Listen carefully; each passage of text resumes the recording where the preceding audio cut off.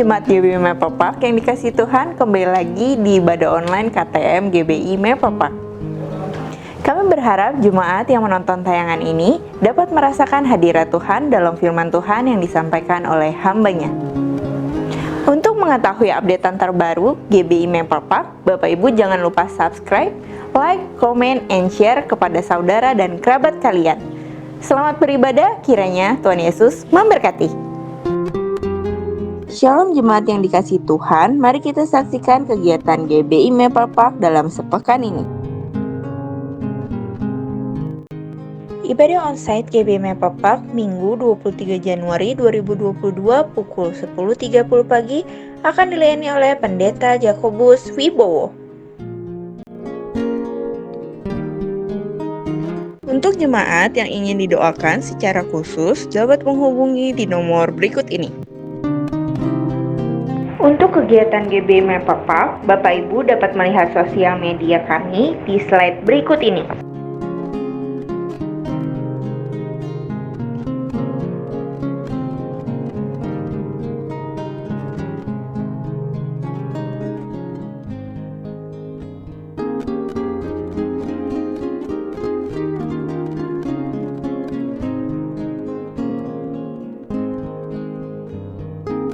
Bagi jemaat yang ingin memberikan persembahan, dapat mentransfer ke nomor rekening BCA berikut ini.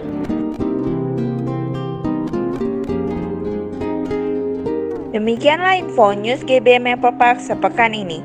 Mari kita siapkan hati untuk memulai ibadah KTM pada hari ini. Tuhan Yesus memberkati. Mazmur 91. Dalam lindungan Allah. Orang yang duduk dalam lindungan yang maha tinggi dan bermalam dalam naungan yang maha kuasa akan berkata kepada Tuhan, tempat perlindunganku dan kubu pertahananku, Allahku yang kupercayai. Sungguh dialah yang akan melepaskan engkau dari jerat penangkap burung, dari penyakit sampar yang busuk. Dengan kepaknya ia akan menundungi engkau, di bawah sayapnya engkau akan berlindung. Kesetiaannya ialah perisai dan pagar tembok. Engkau tak usah takut terhadap kedahsyatan malam, terhadap panah yang terbang di waktu siang, terhadap penyakit sampar yang berjalan di dalam gelap, terhadap penyakit menular yang mengamuk di waktu petang. Walau 1.000 orang rebah di sisimu dan 10.000 di sebelah kananmu, tetapi itu tidak akan menimpamu. Engkau hanya menontonnya dengan matamu sendiri dan melihat pembalasan terhadap orang-orang fasik. Sebab Tuhan ialah tempat perlindunganmu, yang maha tinggi telah kau buat tempat perteduhanmu. Malapetaka tidak akan menimpa kamu, dan tulah tidak akan mendekat kepada kemahmu. Sebab malaikat-malaikatnya akan diperintahkannya kepadamu untuk menjaga engkau di segala jalanmu. Mereka akan menatang engkau di atas tangannya, supaya kakimu jangan terantuk kepada batu. Singa dan ular tedung akan kau langkahi. Engkau akan menginjak anak singa dan ular naga. Sungguh hatinya melekat kepadaku, maka aku akan meluputkannya. Aku akan membentenginya, sebab ia mengenal namaku. Bila ia berseru kepadaku, aku akan menjawab. Aku akan menyertai dia dalam kesesakan. Aku akan meluputkannya dan memuliakannya. Dengan panjang umur akan kukenyangkan dia dan akan kuperlihatkan kepadanya keselamatan daripadaku. Amin.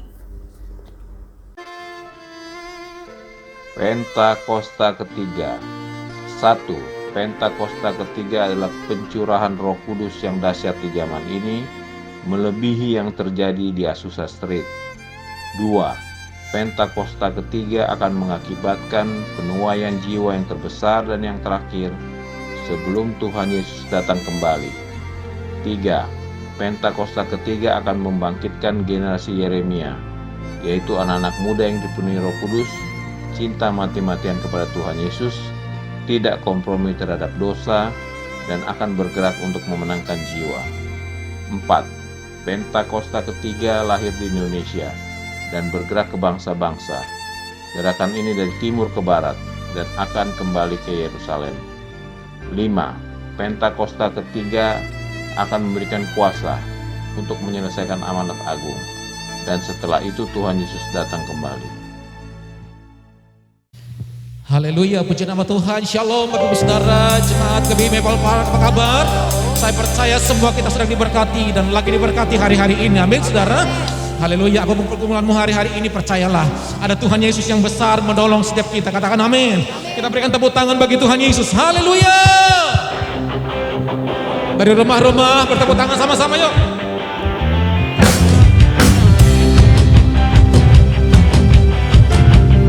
Kami tinggikan nama-Mu ya Tuhan, Tuhan Yesus yang dahsyat dan besar, yang sanggup mengalahkan musuh-musuh kami. Gereja-Mu tampil jadi pemenang. Yang percaya katakan amin.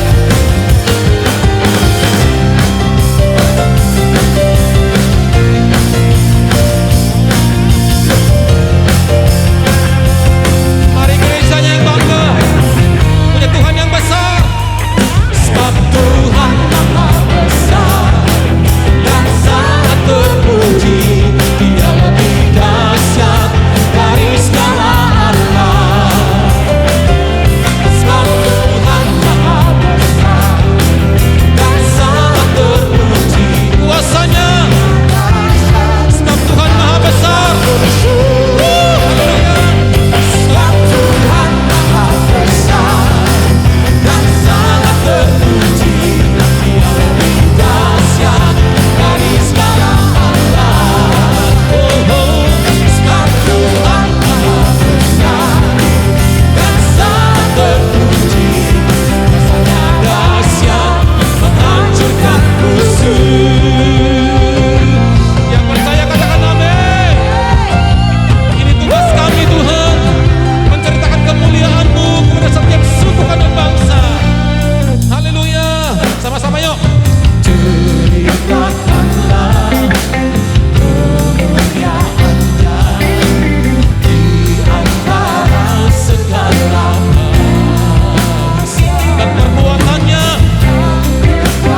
yes, yang sungguh ajaib di antara suku bangsa.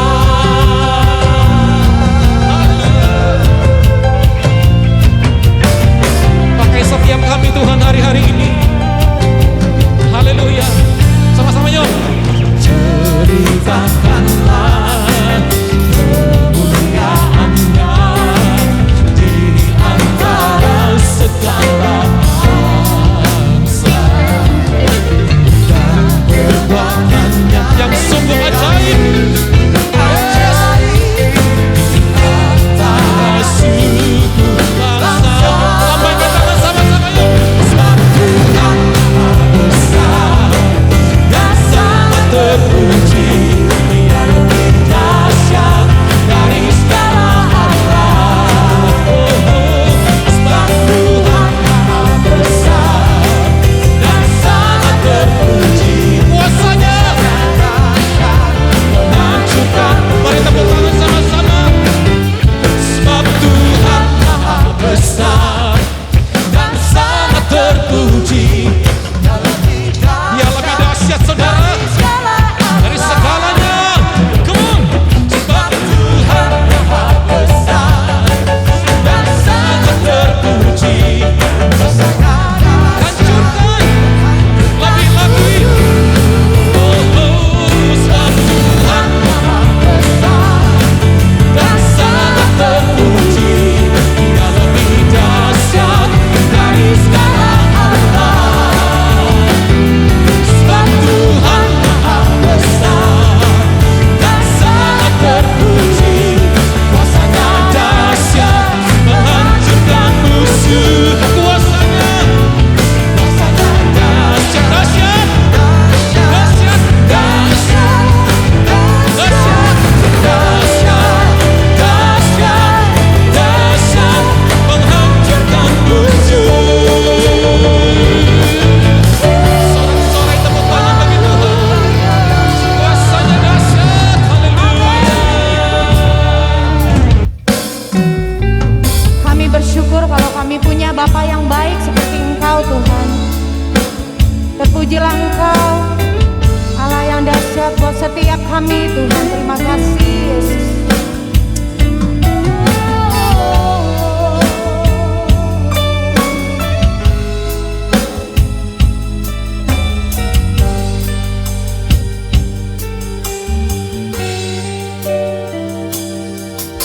Bapa, besar sungguh kasih setiamu, nyata sungguh perlindunganmu, tak satu kuasa mampu pisahkan aku dari kasih-Mu. Bapa, ajarku selalu hormati-Mu,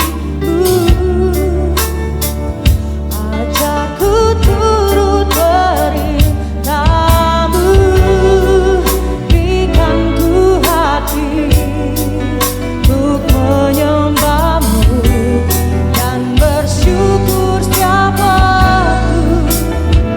Seperti Bapa sayang anaknya, demikianlah Engkau mengasihiku. Kau jadikan biji mata-Mu, Engkau berikan semua yang ada padamu. Seperti Bapa sayang anaknya, demikianlah Kau menuntun langkahku. Hari depan indah Kau beri, oh rancangan-Mu yang terbaik bagiku. Amin, terpujilah Engkau Tuhan. Bapa, ajarku selalu hormati-Mu, ajarku turut perintah-Mu, berikan ku hati untuk menyembah-Mu dan bersyukur setiap waktu. Seperti Bapa sayang anaknya,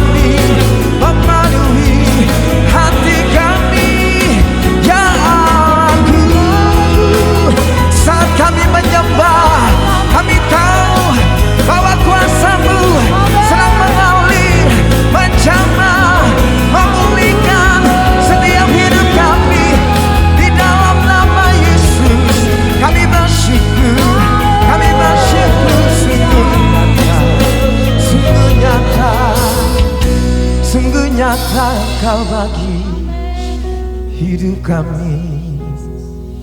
Sungguh nyata Engkau Allah di hidup kami. Itu sebabnya Engkau dipanggil Immanuel, Immanuel, Allah yang beserta dengan kami. Dan tanganmu yang kuat, tanganmu yang perkasa, yang menopang, yang menuntun setiap langkah hidup kami, untuk kami boleh ada dan masuk di tahun yang baru. Dan kami tahu tahun ini adalah tahun di mana kami akan melihat karya kuasa Tuhan bekerja. Tahun di mana kami akan dipenuhi, dikenyangkan dengan segala kebaikan demi kebaikan-Mu ya Allah. Oh Rasyabarabatakalala, mari yang percaya, bolehkah kita buka dua tanganmu? Shandarabatakalala, Kuriarabatakalala, Shabarabatakalala, Shibabababatakalala, oh ya Shandarabatakalala, Shandarabatakalala, Kuriarabatakalala,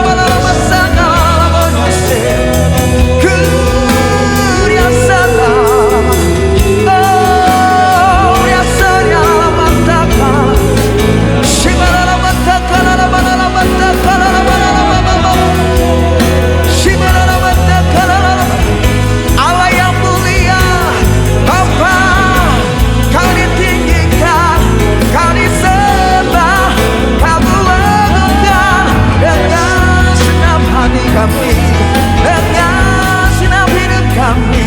Tuhan Kau layak, Tuhan Kau besar, Kau yang kami agungkan. Oh, Kau yang kami tinggikan dalam hidup kami, Bapa. Kau yang kami anugerahkan, sebab perbuatan-Mu lancar, sebab perbuatan-Mu dahsyat. Immanuel, Immanuel,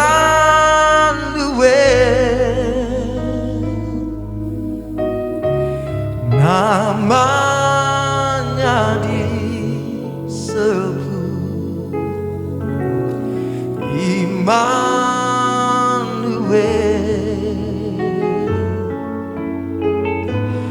Allah serta dengan kita. Namanya disebut Immanuel,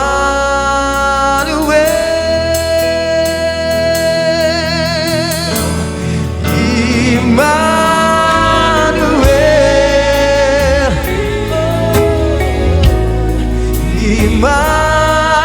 Immanuel, namanya disebut. Di dalam kesesakan kami datang berseru, Immanuel, Immanuel, haleluya. Allah serta dengan kita. Ya, kami bersyukur, kami bersyukur. Namanya disebut Immanuel. Mari sekali lagi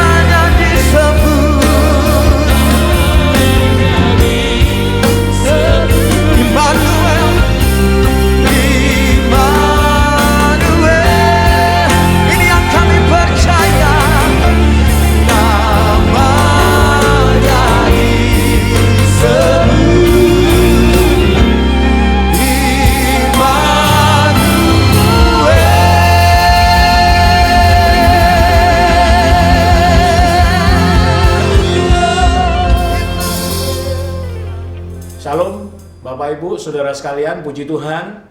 Salam sejahtera untuk kita sekalian pada hari ini.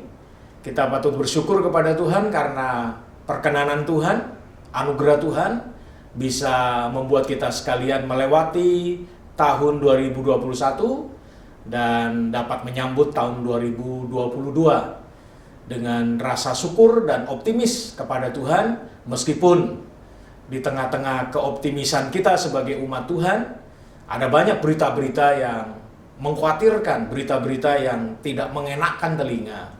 Berbagai bencana yang terjadi, pandemi dengan semua dampaknya juga masih belum bisa dikatakan membaik. Semua keadaan ini tentu membuat orang menjadi sangat khawatir. Tapi izinkan pada hari ini saya mengajak saudara sekalian untuk melihat kebenaran firman Allah, bahwa sesungguhnya Allah bertanggung jawab, Allah memelihara, Allah menjamin kehidupan kita sekalian sebagai umat yang percaya kepada Tuhan. Saya memberi judul firman Tuhan hari ini, Providensia Allah, pemeliharaan Allah. Bapak Ibu bisa mempersiapkan dari Mazmur 23 ayat 1 sampai ayat yang ke-6. Ibu bapak saudara sekalian, sepanjang sejarah Alkitab mencatat bahwa Allah tidak pernah abai, Allah tidak pernah meninggalkan ciptaannya. Allah menjamin, memelihara umatnya. Dari pemanggilan Abraham dari tanah Ur menuju ke Kanaan, Allah membuktikan tidak pernah meninggalkannya. Janji-janjinya terbukti, tergenapi. Siapa yang memberkati Abraham akan diberkati. Siapa yang mengutuk Abraham akan dikutuk. Lanjut, ketika orang Israel ada di tanah Gosen, di Rameses di Mesir, keluar di padang gurun sampai menuju ke Yerusalem, tanah Yerusalem, Kanaan Barat. Tuhan tetap membuktikan pemeliharaannya. Tidak sekali-kali Tuhan meninggalkannya. Ada tiang awan yang melindungi dari sengat terik matahari. Ada tiang api yang menghangatkan di tengah dinginnya malam. Sepanjang waktu Alkitab mencatat Allah memelihara umatnya. Bapak Ibu Saudara sekalian, sampai hari ini janji pemeliharaan Tuhan ini tidak pernah diingkari oleh Tuhan. Masih berlaku. Janji Allah tidak pernah gagal. Allah selalu menggenapi janji-janjinya bagi umat Tuhan. Saya mengingat tentang satu teori yang dikembangkan oleh seorang psikolog Amerika di awal abad 20, Abraham Maslow namanya, dalam teori kebutuhan dasar manusia. Di dalam teori itu ada kebutuhan-kebutuhan dasar manusia secara bertingkat, ya. Dari psychological need, ada safety need, social need, ya, self-esteem need, self-actualisasi need. Jadi kebutuhan-kebutuhan itu adalah kebutuhan dasar manusia.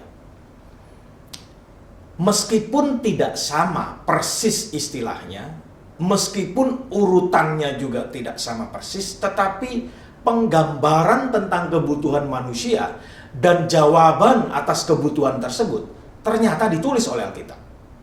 Dalam Mazmur pasal 23 yang saya ingin sharingkan pada hari ini kepada kita, mencatat tentang hal tersebut. Saya mulai dari penggambaran di dalam pasal 23 Mazmur ini tentang relasi manusia dengan Allah yang digambarkan sebagai domba manusia, sedangkan Allah adalah gembala. Sama seperti persis penulisnya, pemazmur Daud ini juga menggambarkan relasi dirinya sebagai gembala dengan domba-domba peliharaannya. Maka pengalaman penggembalaan dirinya terhadap domba-domba miliknya ini dianalogikan juga dalam relasi manusia secara umum dengan Tuhan Sang Penciptanya. Saya bertanya dalam satu renungan, kenapa domba ya? Kenapa tidak binatang yang lain gitu? Kenapa harus domba?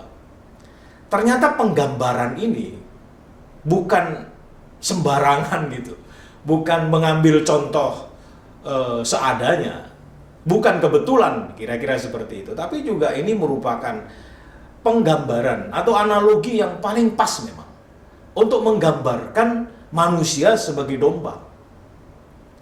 Bapak Ibu, kita tidak pernah melihat dalam pertunjukan sirkus domba itu sebagai binatang yang ditampilkan, apalagi favorit begitu. Kan biasanya singa ya, atau harimau, atau binatang besar seperti gajah dan lain sebagainya. Tapi tidak domba. Saya pikir ini pasti berhubungan dengan fakta real diri dari seekor domba. Fakta domba itu ternyata memang kalau ibu bapak baca di banyak literatur tentang binatang, maka domba itu dikenal dengan beberapa kondisi ya. Yang pertama, ini binatang lemah ya, binatang lemah. Dia bukan predator, dia adalah binatang yang justru menjadi mangsa para predator. Tidak punya taring ya, tidak punya cakar, jadi juga tidak punya cangkang untuk melindungi diri. Jadi bukan predator yang punya taring, punya cakar, tapi juga bukan binatang yang bisa melindungi diri dengan baik dengan perlindungan tubuhnya, misalnya punya cangkang lain sebagainya. Malah sebaliknya, kondisinya malah binatang ini tidak memiliki penglihatan yang baik. Penglihatannya sangat buruk dan pendengarannya juga sama buruknya dengan penglihatannya ya. Jadi binatang ini lemah sekali. Binatang yang namanya domba ini benar-benar hanya menjadi binatang piaraan manusia yang tidak bisa liar. Ibu bapak tidak pernah melihat domba liar kan? Kalau kambing liar itu ada, anjing liar ada, kucing liar ada. Meskipun binatang-binatang ini juga dipelihara manusia. Tapi tidak ada itu namanya domba liar. Biasanya domba selalu dipelihara oleh manusia. Nah, jadi domba ini memang sangat lemah. Sifat lainnya, domba ini juga bodoh. Bapak Ibu. Bodoh dan dekat dengan bodoh itu keras kepala, kira-kira seperti itu. Saya punya pengalaman Bapak Ibu beberapa waktu yang lalu karena tempat tinggal saya memungkinkan memelihara domba. Jadi saya memiliki domba sepasang, awalnya sepasang. Jadi di belakang kebetulan ada ruangan yang cukup dan juga ada banyak sawah di tempat saya, sehingga memelihara domba dengan kondisi seperti itu sangat memungkinkan. Sampai akhirnya domba itu ada berkembang biak ya sampai 9. Ya jadi dari 2 jadi 9. Nah, ada kalanya orang di rumah itu membawa domba itu ke belakang. Jadi di belakang rumah kami itu ada sawah yang cukup luas. Dan suatu waktu pembantu ini lengah gitu ya, dikeluarkan pagi dan kemudian dia beraktivitas lain balik ke rumah. Dan tidak menyangka ternyata domba itu berjalan cukup jauh dan sampai ke sawah yang padinya sudah mau panen, kira-kira seperti itu. Sudah cukup waktunya untuk sebentar lagi panen begitu. Dan saya harus berurusan dengan pemiliknya karena domba itu memang satu diikat di tempat tidak jauh dari rumah, tapi yang lain tidak diikat. Biasanya selama ini menurut orang yang memelihara itu, kalau diikat satu ini, yang lain nggak akan pergi kemana-mana karena dia akan ada tidak jauh dari induk utamanya itu. Tapi ternyata salah, yang satu tetap diikat, yang 8 pergi. Dan itu memporak-porandakan sawah yang ada cukup jauh dari rumah. Akhirnya kami harus bertanggung jawab terhadap kerusakan itu. Jadi Bapak Ibu Saudara sekalian, cerita saya maksudnya adalah mengatakan ini domba bodoh dan keras kepala. Kita tidak bisa ingatkan dia, kamu jangan makan padi ya. Lalu kita usir dia di sebelah kiri, dia bisa pergi sebelah kanan. Dan tidak butuh waktu lama untuk dia pindah ke tempat lain untuk bisa merusak tanaman orang lain. Jadi Bapak Ibu Saudara sekalian, dari fakta real tentang seekor domba ini, analoginya memang pas sekali ya. Bahwa memang domba ini adalah binatang yang lemah, tetapi juga bodoh dan keras kepala. Bukankah manusia begitu? Ya. Saya dan saudara seringkali berlaku mirip seperti. Jadi kalau analogi ini digambarkan manusia seperti seekor domba dan Allah adalah gembala, kok rasanya pas sekali. Namun demikian Ibu Bapak Saudara sekalian, dari Mazmur ini kita juga melihat satu janji pemeliharaan Allah itu. Janji pemeliharaan Allah yang sempurna atas hidup saya dan saudara.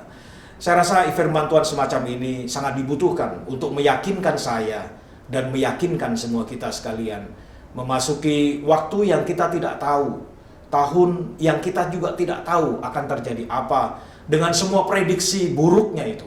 Tapi ada janji Allah yang meyakinkan saya dan saudara bahwa Allah tidak akan membiarkan ciptaannya. Dia bertanggung jawab atas hidup saudara dan saya. Apa saja bentuk tanggung jawab Allah yang diberikan kepada kita sekalian? Yang pertama, Allah memenuhi kebutuhan dasar. Jadi fisiologi needs ini ternyata dicukupi oleh Allah. Kebutuhan dasar yang dimaksud itu adalah kebutuhan tentang sandang, pangan, papan, ya, oksigen dan sebagainya. Maka teori ini, ya teori Maslow ini benar adanya, bahwa ternyata Allah mencukupi kebutuhan dasar kita. Maka di dalam ayat 1 dan 2 mengatakan begini, Mazmur 23, Tuhan adalah gembalaku, takkan kekurangan aku.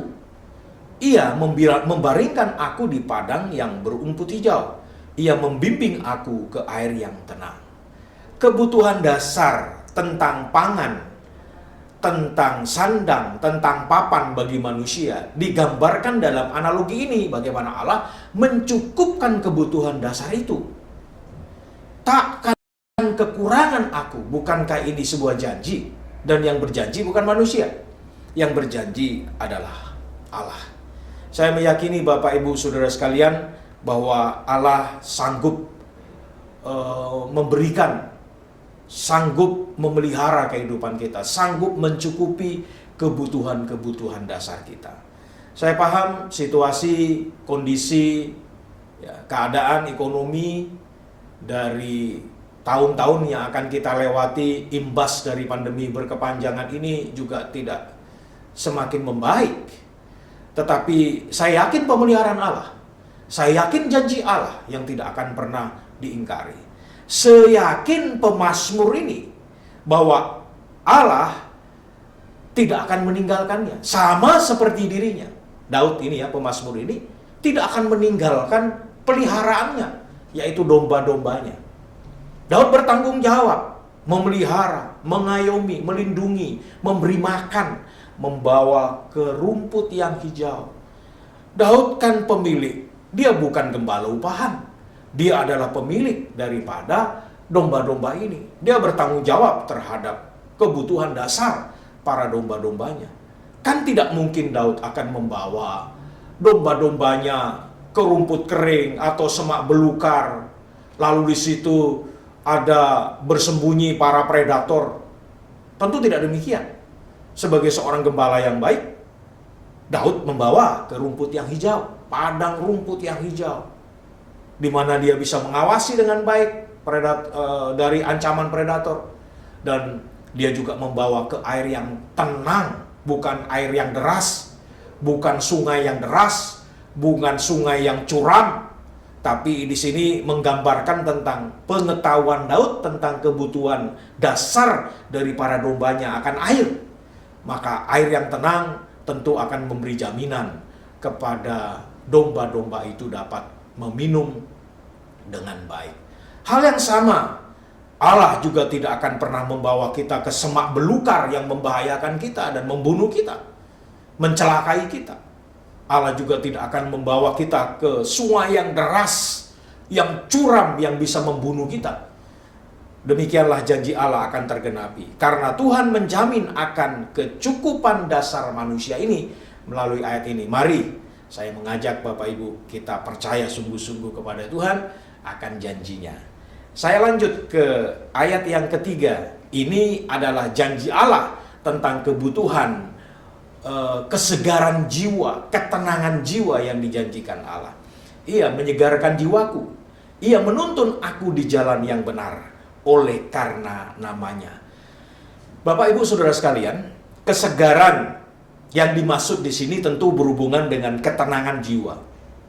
Ini menjadi kebutuhan dasar kita manusia. Ini menjadi kebutuhan dasar berikutnya setelah sandang pangan papan tadi. Ini sangat dibutuhkan saya dan saudara. Semua orang butuh ketenangan jiwa. Ketenangan jiwa ini tidak diperoleh di toko. Kita tidak bisa beli di mall, kita tidak bisa beli secara online juga. Ketenangan jiwa ini terlahir dari jiwa yang tenang karena hidup dalam kebenaran. Ketenangan jiwa itu dampak akibat dari orang yang hidup dalam kebenaran dan melakukan kehendaknya. Tidak ada orang tenang jiwanya ketika dia hidup dalam dosa. Maka ada kekhawatiran, ada rasa bersalah yang berkepanjangan. Orang berdosa begitu. Tapi orang yang bersalah begitu.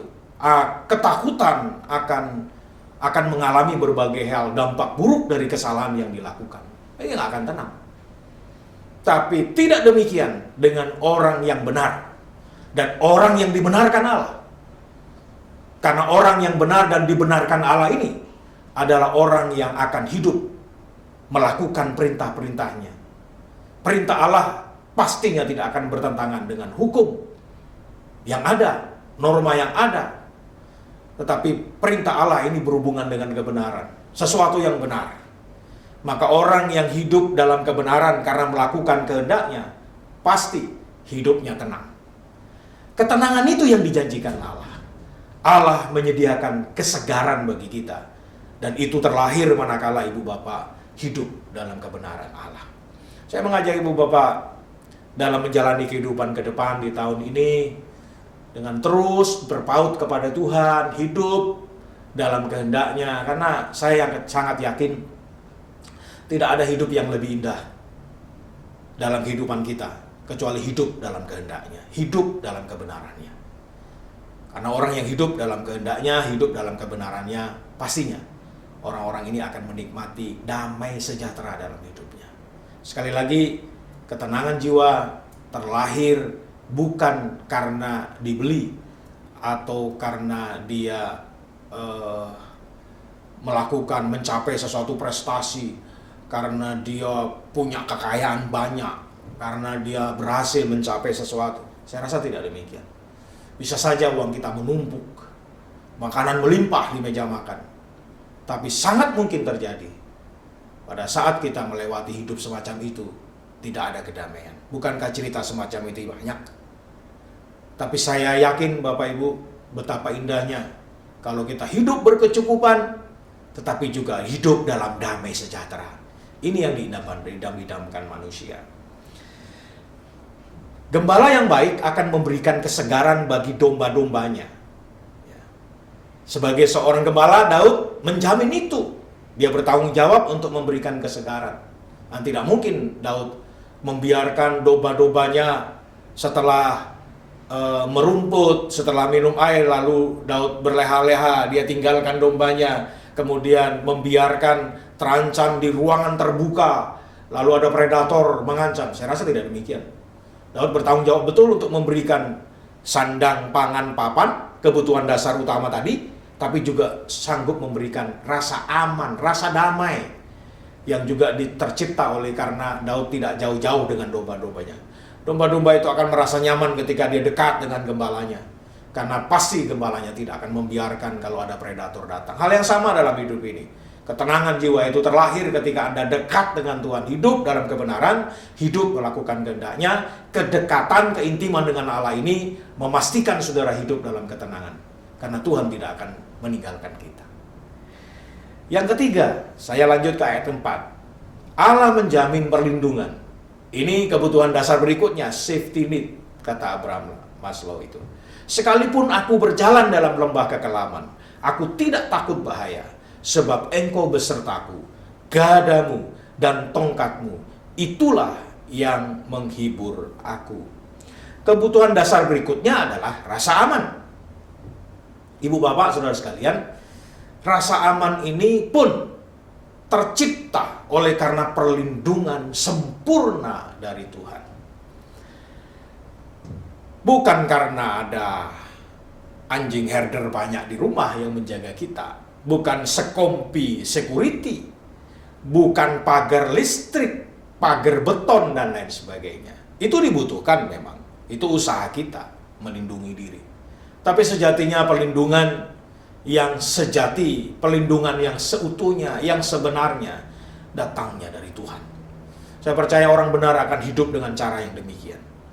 Orang benar akan hidup dalam perlindungan Allah. Allah tidak akan pernah membiarkan kita dibiarkan begitu saja hidup menjalani kehidupan sendiri tanpa perlindungan Allah. Alkitab ini berjanji, sekalipun aku berjalan dalam lembah kekelaman, aku tidak takut bahaya, sebab Engkau besertaku.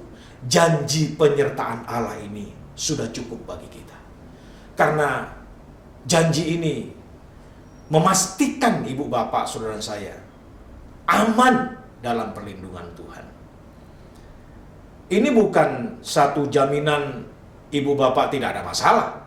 Bukan jaminan bahwa kita tidak menghadapi masa-masa sulit. Atau tidak ada jaminan di sini juga mengatakan bahwa kita juga tidak akan berhadapan dengan musuh. Kita tidak berhadapan dengan bahaya. Alkitab mencatat itu justru sekalipun aku berjalan dalam lembah kekelaman. Ini kan menggambarkan tentang situasi kekelaman itu kan bicara tentang berbagai kesulitan, berbagai bahaya, berbagai ancaman dan sebagainya. Jadi Allah tidak berjanji kita terbebas dari berbagai kesulitan. Yang Tuhan janjikan adalah penyertaan-Nya. Bukankah sudah cukup bagi kita orang-orang percaya meyakini bahwa Tuhan melindungi kita? Pemazmur ini, Daud ini menulis ini bukan saat dia jadi gembala. Pemazmur ini menulis justru pada saat Daud itu sudah menjadi raja. Artinya bahwa ada banyak pengalaman dari saat dia muda, saat jadi gembala remaja itu, sampai dia menjadi seorang raja Israel, raja kedua setelah Saul di Israel. Daud mengalami banyak pengalaman kekelaman. Daud banyak mengalami kesulitan hidup, banyak mengalami ancaman. Bukankah kita tahu cerita tentang bagaimana Daud sebelum menduduki orang nomor 1 di Israel atas ancaman Saul sebelumnya? Bukankah Daud sampai lari ke 13 tempat menghindar dari usaha membunuh Saul? Sampai-sampai ada beberapa peristiwa Daud menjadi seperti orang gila katanya.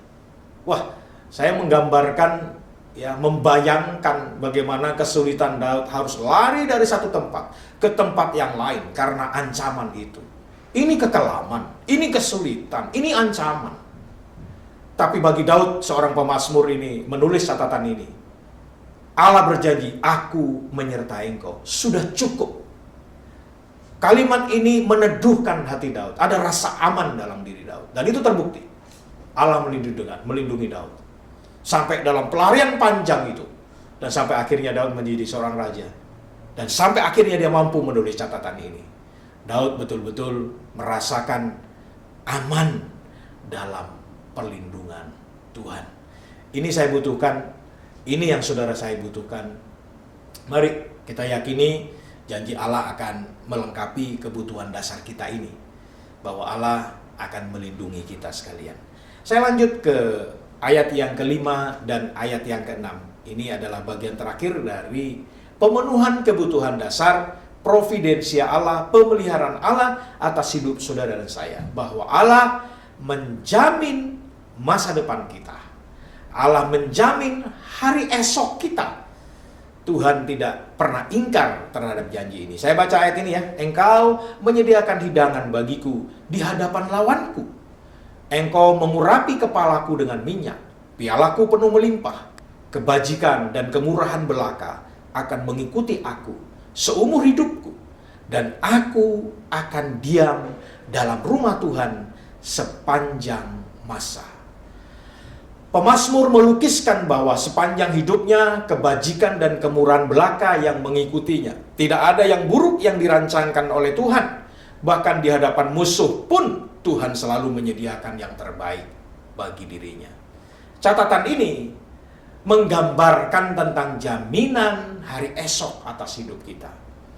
Tuhan memastikan perjalanan kehidupan kita selalu disertai kebajikan dan kemurahan. Kebajikan dan kemurahan ini berbicara tentang kasih karunia Tuhan. Kemurahan bicara tentang kasih Allah yang selalu mengampuni keberdosaan kita. Ya. Ini berbicara tentang kasih karunia Allah yang tak terbatas hidup saya dan saudara, yang selalu mengikuti kita. Dalam teks bahasa daerah, ya, dalam bahasa daerah, bahasa saya bahasa Madura, Bapak Ibu. Ini kata mengikuti itu menggunakan kata yang berbeda. Kata yang dipakai dalam bahasa daerah saya itu mengejar, bukan mengikuti. Mengojek itu artinya mengejar. Jadi kalau mengikuti itu jaraknya sama. Tapi kalau mengejar, objek yang dikejar itu semakin lama semakin dekat. Saya menganalogi pemahaman ini lebih pas gitu. Kenapa? Karena ternyata Allah memang selalu berposisi berinisiatif mengejar kita. Jadi Allah tidak membiarkan kita menjaga jarak, tetapi Dia terus mendekat kepada kita sampai akhirnya bisa menangkap kita, menjaga kita. Wow, luar biasa. Saya meyakini bahwa Allah selalu berinisiatif untuk mendekatkan diri kepada kita. Maka masalahnya bukan Tuhan itu menjauh dari kita. Masalahnya bukan tidak mau menolong kita. Masalahnya bukan Allah meninggalkan kita. Yang sering terjadi sebaliknya. Justru manusialah yang seringkali meninggalkan Allah. Menjauhi dari Tuhan. Menghindar dari Tuhan. Sementara Allah sebenarnya sedang mengejar kita. Sampai akhirnya bisa menangkap kita. Saya berdoa biar Bapak Ibu Saudara sekalian memahami ini. Dan meyakini bahwa janji Allah pasti tergenapi dalam kehidupan kita. Saya simpulkan firman Tuhan ini. Ada 3 hal yang saya sampaikan. Yang pertama, kita sadari bahwa kita ini tidak sepenuhnya pintar, tidak sepenuhnya kuat, tidak sepenuhnya bisa mandiri, sama seperti seekor domba. Kita tidak seperti itu. Kita tidak pintar, malah bodoh kan faktanya. Kita ini tidak kuat, hanya seekor domba, tidak punya cakar, tidak punya taring. Kita tidak punya cangkang juga. Kita juga tidak bisa mandiri. Sejatinya kita mirip domba yang perlu selalu dekat dengan sang gembala. Karena disitulah keamanan kita, disitulah perlindungan kita. Bukankah demikian dengan hidup kita, Bapak Ibu? Kita sepenuhnya tidak pintar, tidak kuat, tidak mandiri. Saya dan saudara butuh Tuhan dalam hidup ini, agar Tuhan melindungi kita. Yang kedua, seperti analogi yang dipakai Alkitab tentang diri kita manusia seperti domba, kita tidak memegang kendali kehidupan. Karenanya kita membutuhkan perlindungan Sang Gembala. Kita ini bukan pemegang kendali, hanya seekor domba yang seringkali keras kepala dan bodoh. Sudah disuruh lewat pematang sawah, mampir dulu ngambil makanan, makan padi orang. Ini sering terjadi atas hidup ini. Kita sudah diingatkan kanan kiri, tapi kita terus membandel. Demikianlah kehidupan kita. Seringkali kita menjadi seperti itu, Bapak Ibu. Tapi di atas itu, catatan yang kedua, kita ini juga bukan pemegang kendali kehidupan. Pemegang kendali kehidupan tuh yang di atas sana, Allah kita. Siapa yang tahu dengan kehidupan ini? 5 menit ke depan? Nggak ada tahu juga. Jangankan hari-hari ke depan yang sangat misterius bagi kita. 5 menit saja ke depan kita tidak tahu kok. Nah, dengan demikian, maka tidak ada cara lain. Sebagai orang yang takut akan Tuhan, sebagai orang yang percaya kepada Tuhan, mari pasrahkan hidup kita, serahkan hidup kita sepenuhnya kepada Tuhan. karena dialah pemegang kendali kehidupan kita. Dan yang terakhir, Yesus Kristus sejatinya adalah gembala yang baik itu. Kalau Kristus memperkenalkan diri dalam Yohanes pasal 10 sebagai gembala yang baik, yang mengenal domba-dombanya, maka tugas domba adalah mengenal gembalanya, mengenal suara gembalanya. Demikianlah harapan dari firman Tuhan kepada saya dan saudara. Kiranya kita mengenal suara Kristus, mengenal perintah Tuhan. Artinya kita mematuhi firman Allah, dengar-dengaran kepada firman Allah. Maka saya percaya kehidupan kita akan dipelihara oleh Tuhan. Tuhan Yesus memberkati kita. Biarlah damai sejahtera Tuhan, perlindungan, penyertaan, dan pemenuhan dasar yang Tuhan janjikan benar-benar tergenapi atas kehidupan kita. Tuhan memberkati. Amin. Mari kita berdoa menutup firman Allah ini. Kami bersyukur biarlah firman Allah ini memberkati kami semuanya dan meneguhkan iman kami, membangun keyakinan kami bahwa Tuhan tidak pernah tinggalkan kami. Allah memelihara hidup kami dengan sempurna. Puji hormat bagi Allah di dalam Kristus Tuhan kami. Kami syukuri anugerah Tuhan dalam hidup ini dan janji Tuhan yang tergenapi atas kehidupan kami. Puji Tuhan, kami berdoa di dalam nama Yesus. Amin. Amin. Puji Tuhan. Gembala GBI Memperpark dan seluruh pengerja mengucapkan terima kasih atas pelayanan hambanya pada ibadah KTM hari ini. Kiranya Tuhan Yesus memberkati. Mari Bapak Ibu Saudara, kita mengangkat tangan kita dan kita akhiri ibadah pada malam hari ini. Kiranya berkat yang berlimpah-limpah, damai sejahtera, sukacita, pertolongan, bahkan perlindungan yang sempurna dari Allah Bapa di surga, di dalam anak yang tunggal Tuhan kita Yesus Kristus, dan di dalam persekutuan yang manis dengan Roh Kudus, menyertai Bapak Ibu sekalian, mulai hari ini, bahkan sampai Maranatha, Tuhan Yesus datang kembali menjemput kita di awan-awan yang permai. Mari kita yang percaya dan diberkati Tuhan bersama-sama katakan, amin. Tuhan Yesus memberkati. Kami dan segenap kru yang bertugas mengucapkan terima kasih atas perhatiannya. See you next week and God bless you.